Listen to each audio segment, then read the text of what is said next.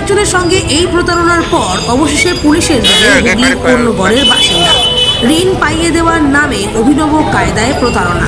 Bidhannagar city পুলিশের তরফে social মিডিয়ায় পোস্ট করে খবর জানানো হয়েছে। কিভাবে প্রতারণার জাল ছড়িয়েছিল সে তাও জানিয়েছেন তদন্তকারীরা। ধৃতের নাম শ্রমিক ভট্টাচার্য, কর্ণগড়ের বাসিন্দা। ঋণ দেওয়ার নাম করে লোকজনের ব্যক্তিগত তথ্য হাতিয়ে সেসব ব্যবহার করে দামি ফোন কিনত ধৃত যুবক। তারপর যারা ঋণ নিতেন তারা নিজেরা ফোন না কিনেই ইএমআই দিতে হতো। তাতেই বেশ কয়েকজন বোঝেন যে প্রতারণার ফাঁদে পড়েছেন। পুলিশের দ্বারস্থ হন তারা। তাদের অভিযোগের ভিত্তিতে কর্ণগড়ের শ্রমিক ভট্টাচার্যকে গ্রেপ্তার করে পুলিশ। বিধাননগর পুলিশ সূত্রে জানা গিয়েছে, বহুদিন ধরেই প্রতারণার চক্র চালাতো শ্রমিক ভট্টাচার্য। আর প্রতারণার শিকার হতেন হুগলি থেকে শুরু করে কলকাতা সহ বিভিন্ন এলাকার মানুষ।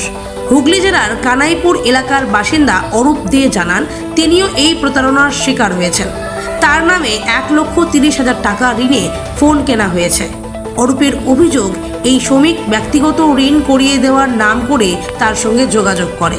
এরপর একদিন লোন করানো হবে বলে অফিসে নিয়ে যাওয়ার নাম করে ডানকুনিতে একটি ফোনের দোকানে নিয়ে যান। সেখানে অরূপকে জানানো হয় প্রথমে তার নথিপত্র দিয়ে একটা যে কোনো জিনিস কেনা হবে, কিন্তু তার জন্য কোনো টাকা কাটা হবে না। এই বলেই অরূপের নামে দামি ফোন কিনে নেন শ্রমিক। অরূপকে জানানো হয় কিছুদিনের মধ্যেই লোনের টাকা পেয়ে যাবেন তিনি, কিন্তু কিছুদিন বাদেই অরূপের ফোনে ইএমআই কেটে নেওয়ার মেসেজ আসে। মাথায় হাত পড়ে তার। বুঝতেই পারেন আসল ঘটনাটা কি ঘটেছে।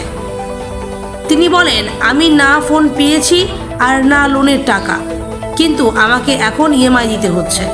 আমাদের মতো বহু মানুষের সঙ্গে এভাবে প্রতারণা করা হয়েছে। দোষীর কঠিন সাজা হওয়া দরকার, আর ইএমআই কোম্পানি আমাদের টাকা কাটা বন্ধ করুক। প্রতারণার শিকার কর্ণগড়ের আরেক বাসিন্দা মৌমিতা সিংয়ের কথায়, আমাদের পার্সোনাল লোন করিয়ে দেওয়ার নাম করে শ্রমিক আমাদের পরিবারের, আমার স্বামীর ও আমার মায়ের নামে প্রায় 4 লক্ষ টাকার ফোন কিনে নেন আমাদের নথি ব্যবহার করে। আমাকে শ্রমিক বলে, আমার একার নামে বেশি লোন হবে না, তাই আমাদের পরিবারের সকলের নামে ভাগ করে দেওয়া হবে। প্রথমে আমাকে নিয়ে কলকাতায় একটি বড় ফোনের শোরুমে নিয়ে গিয়ে সেখানে আমার হাতে একটা দামি ফোন ধরিয়ে ছবি তুলে নেওয়া হয়। তারপর আমায় বলে বাড়ি চলে যেতে। কিছু সময় পরে লোনের টাকা পেয়ে যাব, কিন্তু আমি যখন প্রশ্ন করি আমার তো ফোনের দরকার নেই, তখন বলা হয় যে এটা প্রথমে করতে হয়, কিন্তু এর টাকা কাটা হবে না। যখন লোন হবে শুধু লোনের টাকাই দিতে হবে। কিন্তু কিছুদিন পর আমার কাছে ইএমআইয়ের মেসেজ আসে। তখন শ্রমিক তার স্ত্রীর অ্যাকাউন্ট থেকে ইএমআইয়ের টাকাটা পাঠায়। তারপর থেকেই আর খোঁজ নেই শ্রমিকের। আর বাড়িতে গেলে বাড়ির কেউ সঠিক কিছু জানায় না। এই ঘটনা আমাদের মতো প্রায় 100 জনের বেশি মানুষের সঙ্গে ঘটেছে। আমাদের ধারণা কয়েক কোটি টাকার প্রতারণা করেছে শ্রমিক, তার কঠিন শাস্তি হোক। আমাদের পরিবারের সঙ্গেই প্রায় 4 লক্ষ টাকা প্রতারণা করা হয়েছে। এই বিষয়ে কর্ণগড়ের পৌরসভার পৌরপ্রধান স্বপন দাস বলেন, ছেলেটি আগে নবগ্রাম এলাকায় থাকতো, কিছু বছর আগে এদিকে ফ্ল্যাট কিনে এসেছে। আগেও এর বিরুদ্ধে এসব কথা শোনা যেত, আর তারপর জানা যায় আবার বিয়ে করেছে। আর এরা প্রত্যেকেই খুবই উচ্চাকাঙ্ক্ষী, হাইফাই লাইফস্টাইল ছিল এদের। এবার সৎ পথে নিশ্চয়ই এভাবে জীবনযাপন সম্ভব নয়, তাই আবার প্রতারণা করে মানুষকে বিপদে ফেলছে। এদের কঠিন সাজা হওয়া দরকার, না হলে এরা পরে আবার এসব কাজ চালিয়ে যাবে। অভিযুক্ত শ্রমিক ভট্টাচার্যের সাথে কর্ণগড়ের চেয়ারম্যানের একাধিক ছবি ঘুরে বেড়াচ্ছে সোশ্যাল মিডিয়ায়। অভিযুক্ত শ্রমিক ভট্টাচার্য শাসক দল ঘনিষ্ঠ বলে অভিযোগ। তুমি দিয়ে দাও, আমি কাজ করে নিচ্ছি, তোমরা ওখানে বসো, কারণ এখানে অডিটর আছে, অডিট চলছে, ম্যানেজার আছে, এখানে কথা বলা যাবে না, এরপরে লোনটা ক্যান্সেল হয়ে যাবে। আর আমি তখন এটাও জিজ্ঞাসা করি যে লোন তো আমার পার্সোনাল হচ্ছে, আপনি এখানে আমাকে ফোনের স্টোরে নিয়ে এসছেন কেন? বলছে এখানে যেহেতু ম্যানেজার আছে, আমরা এখান থেকে এটা প্রসিডিওরটা স্টার্ট করছি, বাদ বাকি যা আমার করার সেইগুলো আমরা আপনাকে ব্যাংকে নিয়ে যাই, সই সাপোজ যা করানো সেইগুলো করানো হবে, এরকমভাবেই আমাকে বলা হয়। তো খানিকক্ষণ পর আমার ডকুমেন্টস আমার হাতে দিয়ে দেওয়া হয়, আমার ফোন আমার হাতে দিয়ে দেওয়া হয়, এবং বলা হয় যে আমি বাড়ি চলে আসি, আর ওনারা বলে দেবেন যে কবে আমাকে ব্যাংকে যেতে হবে।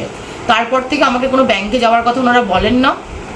আর তারপরেও হচ্ছে কথা, আমি যখন ওনাকে জিজ্ঞাসা করি যে আমার লোনের টাকাটা কি হলো, কবে কি হবে, কারণ আমার প্রয়োজন টাকাটার, তখন উনি বলেন যে হয়ে যাবে 15 দিন পর, 1 মাস পর, এরকমভাবে ঘোরায় আমাকে। আমার কাছে ইএমআই এর মেসেজ আসে, সেটাও আমি ওনাকে জানাই। তখন উনি বলছেন এটা একটা প্রসিডিওর, এটা নিয়ে কোনো চিন্তা ভাবনা করতে হবে না, এই টাকাটাও আপনার আমাদের ব্যাংক যে ম্যানেজার আছেন ওনারা দিয়ে দেবেন, ওটা নিয়ে কোনো ব্যাপার নেই। আপনারা যখন লোনের টাকাটা পেয়ে যাবেন, পার্সোনাল লোনের টাকাটা যখন আপনার অ্যাকাউন্টে ঢুকে যাবে, তখনই আপনি ইএমআই দেবেন, তার আগে আপনাকে কোনো ইএমআই দিতে হবে না। এটাই সেম আমার সাথেও বলেন। আমাকে যখন নিয়ে যান তখন আমার বাড়ির ফ্যামিলি কাউকে নিয়ে যেতে বারণ করেছিল। পরে আমার মাকেও নিয়ে যাওয়া হয়, আমার মাকে উনি নিজে পার্সোনালি কোন্নগর মাইজিও স্টোরে নিয়ে গেছে। আমার হাজব্যান্ডকে পার্সোনালি নিজের বাইকে করে তোমার হচ্ছে আইডেস্ট্রিতে নিয়ে যাওয়া হয়েছে। আর আপনাদের এই 3 জনের নিয়ে গেল, আপনি লোন তো বলছিলেন আপনার মানে আপনি লোনের কথা বলেছিলেন, সেখানে একবার প্রশ্ন করেননি যে আপনার হাজবেন্ডকে কেন নিয়ে যাওয়া হলো না, মাকে কেন নিয়ে গেল? আমি প্রশ্ন করেছিলাম, উনি বললেন যে যেহেতু আপনার ট্রেড লাইসেন্স আইডি ফাইল নেই, তো বড় লোন আপনার একার নামে তোলা যাবে না। আচ্ছা, আপনাদের 3 জনের নামে তুলে আমি ওটাকে এক জায়গায় করে দুটো ইএমআই ডেট সেট করব, আপনার দুটো ডেটের ইএমআই কাটবে, এটা আমাকে বলেছিল। টোটাল আপনাদের কত লাখ টাকার ইয়ে হয়েছে? আমাদের পরিবার মিলিয়ে আমার 4 লাখ টাকা আমার ফ্রড হয়েছে। 4 লাখ টাকা, মানে 4 লাখ টাকারও প্রোডাক্ট নিয়েছে আর কি? হ্যাঁ, আপনাদের নামে। হ্যাঁ। আর তারপরে হচ্ছে কথা, আমাদের যে মেসেজটা এসছে ইএমআই এর, সেই মেসেজটা আসার পর ওনারা আমার অ্যাকাউন্টে একটা টাকা ঢুকেছে, তখন তো আমি জানতাম না এই টাকাটা কোথা থেকে আসছে।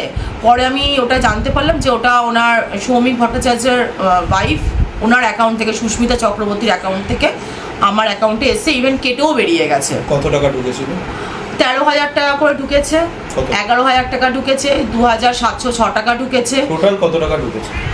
টোটাল 29,000 টাকা মতন করে ঢুকেছে। পূর্ণ করে আরো এরকম কারা কারা আছে? মানে এটা কি ওনার ওয়াইফের অ্যাকাউন্ট থেকে ঢুকতো? হ্যাঁ, আমার হাজবেন্ডের ওখানেও গেছে, ওনার ওয়াইফের অ্যাকাউন্ট থেকে। মানে ওনার ওয়াইফের অ্যাকাউন্ট থেকে টাকাগুলো আপনাদের পাঠাতো নাকি? হ্যাঁ, নিজের পার্সোনাল অ্যাকাউন্ট থেকে পাঠাতো না? নিজের পার্সোনাল অ্যাকাউন্ট থেকে আসতো, কিন্তু ওনার ওয়াইফের অ্যাকাউন্ট থেকে আমি যা স্টেটমেন্টটা পেয়েছি, আমার পার্সোনাল স্টেটমেন্টের কথা আমি বলছি, আমি ওনার ওয়াইফের মানে মেনশনটাই বেশি আছে ওখানে, আমি দেখলাম স্টেটমেন্ট তোলার পর। আচ্ছা আচ্ছা, এটা কি মানে তখন উনি পলাতক হয়েছেন, তারপরে আমরা স্টেটমেন্টগুলো তুলেছি। মানে বাড়ি থেকে আর পাচ্ছিলেন না?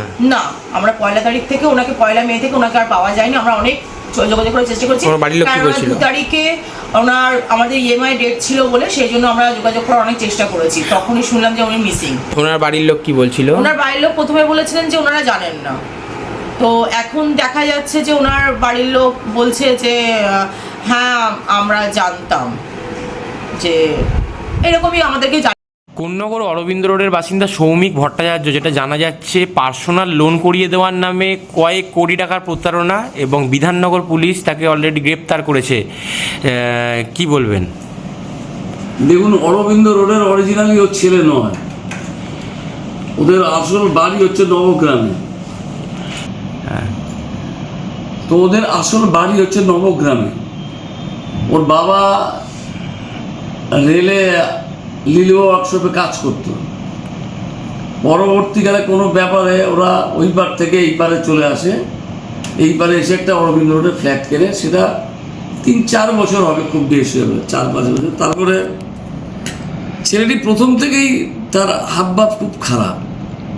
তারপরে দেখলাম হঠাৎ করে বিয়ে করেছে, চাকরি নেই বাকরি নেই, জানি না কীভাবে মেয়ের বাবারও বিয়ে দিয়েছে, হয়তো লুকিয়ে চুরিয়ে কিছু করে টোরে বিয়ে টিয়ে দিয়েছে। এখন একটা বেকার ছেলে, সে দুম করে বিয়ে করলে তারপরে তার হাতে পয়সা নেই, কিছু নেই, সংসার চালাবে কী করে, তখন সে চিটিংবাজির পথ বেছে নিয়েছে। ছেলেটির বাবা মার উচিত ছিল ছেলেটিকে সঠিক পথে রাখা, কিন্তু